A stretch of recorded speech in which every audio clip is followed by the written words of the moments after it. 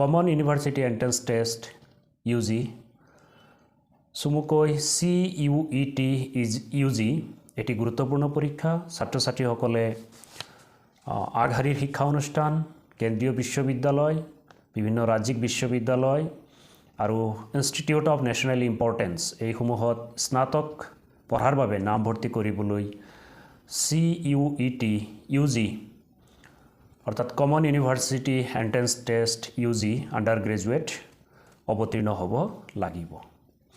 এই পৰীক্ষা কিয় গুৰুত্বপূৰ্ণ? এই পৰীক্ষা এগৰাকী ছাত্ৰই ভাল শিক্ষা অনুষ্ঠানত নামভৰ্তি কৰি তেওঁ যদি স্নাতক কৰিব বিচাৰে যিকোনো বিষয়ত এই কমন ইউনিভাৰ্চিটি এন্ট্ৰেন্স টেষ্টত অৱতীৰ্ণ হ'ব লাগিব আৰু ইয়াত লাভ কৰা স্ক'ৰ কাৰ্ড বা নম্বৰ অনুসৰি তেওঁ বিভিন্ন বিশ্ববিদ্যালয় বা ভাল শিক্ষা অনুষ্ঠানত নামভৰ্তিৰ বাবে স্নাতক কোৰ্স পঢ়াৰ বাবে আবেদন কৰিব পাৰিব। 2026 বৰ্ষৰ বাবে কমন ইউনিভাৰ্চিটি এন্ট্ৰেন্স টেষ্ট UGৰ বাবে নটিফিকেশ্যন ইতিমধ্যে ওলাইছে। 3 জানুৱাৰীৰ পৰা 30 জানুৱাৰীলৈকে অনলাইন আবেদন প্ৰক্ৰিয়া চলি থাকিব। nta.cuet.nic.in ৱেবছাইট যোগেদি আবেদন কৰিব লাগিব। যিসকল ছাত্ৰ ছাত্ৰীয়ে এইবুলি উচ্চতৰ মাধ্যমিক চূড়ান্ত পৰীক্ষাত অৱতীৰ্ণ হ'ব তেওঁলোকেও আবেদন কৰিব পাৰিব আৰু যিসকলে ইতিমধ্যে উচ্চতৰ মাধ্যমিক পৰীক্ষা বা 10+2 পাছ কৰিছে তেওঁলোকেও আবেদন কৰিব পাৰিব। আৰু এই পৰীক্ষাত আবেদন কৰিবলৈ হায়াৰ ছেকেণ্ডাৰীৰ মাৰ্কশ্বিটৰ কোনো প্ৰয়োজন নাই, কাৰণ হায়াৰ ছেকেণ্ডাৰীত পোৱা মাৰ্কছ তেওঁ যেতিয়া স্নাতকৰ বাবে নামভৰ্তি কৰিবলৈ বিচাৰিব কোনোবা বিশ্ববিদ্যালয় বা কোনোবা অনুষ্ঠানে বিচাৰিব পাৰে আৰু কিছুমান অনুষ্ঠানে নিবিচাৰে। তেওঁলোকে কমন ইউনিভাৰ্চিটি এন্ট্ৰেন্স টেষ্ট UGৰ জৰিয়তে লাভ কৰা স্ক'ৰ কাৰ্ডকে তেওঁলোকে মান্যতা প্ৰদান কৰে আৰু তাত পোৱা স্ক'ৰ বা পাৰ্চেণ্টাইল নৰ্মছ অনুসৰি পোৱা স্ক'ৰকে এডমিশ্যনৰ বেছ হিচাপে লয়। চ' 2026 বৰ্ষৰ বাবে অনলাইন আবেদন প্ৰক্ৰিয়া আৰম্ভ হৈছে আৰু টেণ্টেটিভ ডেট ফৰ এক্সাম ইতিমধ্যে ঘোষণা কৰিছে। অহা মে' মাহৰ 11 তাৰিখৰ পৰা মে' মাহৰ 31 তাৰিখলৈকে পৰীক্ষা হ'ব আৰু শিফ্ট অনুযায়ী পৰীক্ষা হ'ব। তো শিফ্ট অনুযায়ী পৰীক্ষা হ'লেও ছাত্ৰ ছাত্ৰীৰ বাবে এটি নৰ্মেলাইজেশ্যন বা স্ক'ৰ কাৰ্ডৰ এটি নৰ্মেলাইজেশ্যন পদ্ধতিৰ জৰিয়তে কোনোবা শিফ্টত প্ৰশ্ন কাকত টান হ'ব পাৰে বা কোনোবা শিফ্টত প্ৰশ্ন কাকত সহজ হ'ব পাৰে, এইখিনি মিলাই এটা নিৰ্দিষ্ট স্ক'ৰ কাৰ্ড তেওঁলোকে ফাইনেলি NTA ঘোষণা কৰিব আৰু সেইমতে বিভিন্ন বিশ্ববিদ্যালয় বা অনুষ্ঠানত স্নাতক নামভৰ্তিৰ বাবে এই স্ক'ৰ কাৰ্ডেৰে আবেদন কৰিব পাৰিব। পৰীক্ষাৰ পেটাৰ্ণটো এনেকুৱা হ'ব, 5টা বিষয় ছাত্ৰ এজনে সৰ্বোচ্চ দিব পাৰিব। প্ৰতিটো বিষয়ৰ বাবে 50টাকৈ প্ৰশ্ন থাকিব আৰু প্ৰতিটো প্ৰশ্নৰ বাবে 5 নম্বৰকৈ থাকিব। নিগেটিভ মাৰ্কিং থাকিব, এটা প্ৰশ্নৰ ভুল উত্তৰৰ বাবে 1 নম্বৰকৈ কটা যাব। চ' সৰ্বমুঠ 250 প্ৰশ্নৰ বাবে এগৰাকী ছাত্ৰই পৰীক্ষা দিব পাৰিব আৰু মুঠ নম্বৰ হ'ব 1250, অৰ্থাৎ 250টা প্ৰশ্নৰ বাবে 1250 নম্বৰৰ পৰীক্ষা দিব লাগিব।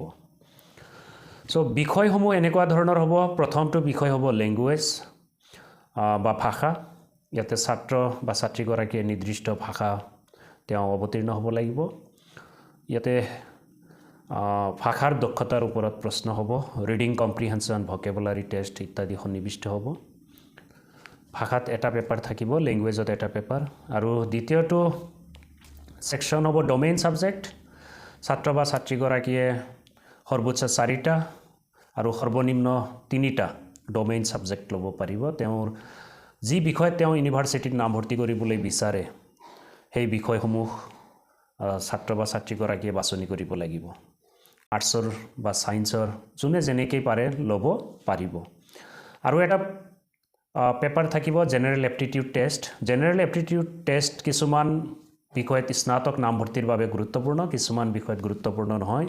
যেতিয়া ইউনিভাৰ্চিটি বা অনুষ্ঠানসমূহে স্নাতকত নামভৰ্তি কৰাৰ বাবে নিৰ্দিষ্ট তেওঁলোকৰ জাননী ওলাব বা এডমিশ্যন নটিফিকেশ্যন ওলাব, তাত এইটো উল্লেখ থাকিব জেনেৰেল এপ্টিটিউড টেষ্টৰ স্ক'ৰ কাৰ্ড প্ৰয়োজন আছে নে নাই।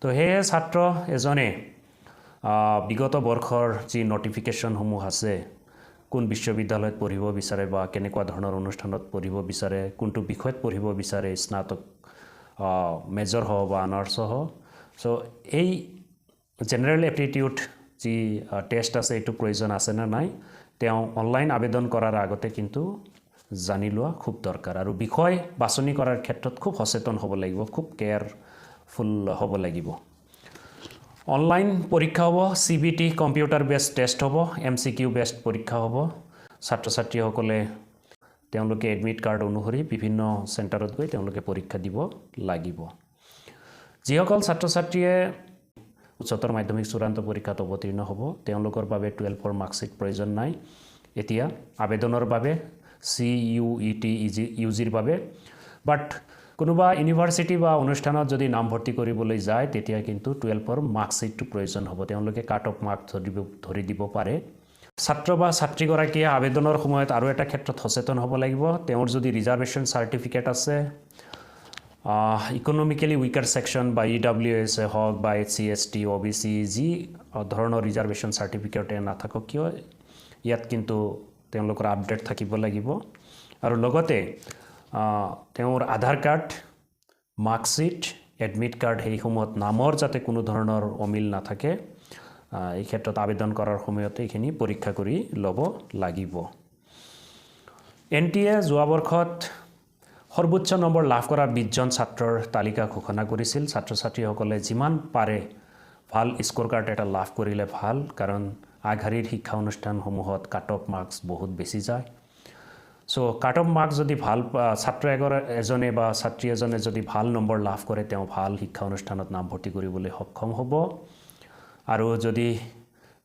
নম্বৰ কম আহে তেতিয়া হলে হয়তো আশা কৰা ধৰণে ভাল অনুষ্ঠানত নাম ভৰ্তি কৰিবলৈ সক্ষম নহব পাৰে এটা কথা গুৰুত্বপূৰ্ণ যে NTA নিৰ্দিষ্ট সিলেবাছত হে তেওঁলোকে পৰীক্ষা অনুষ্ঠিত কৰিব আৰু কমন যি সিলেবাস হ'ব এই সিলেবাস ইতিমধ্যে NTAৰ ৱেবসাইটত উপলব্ধ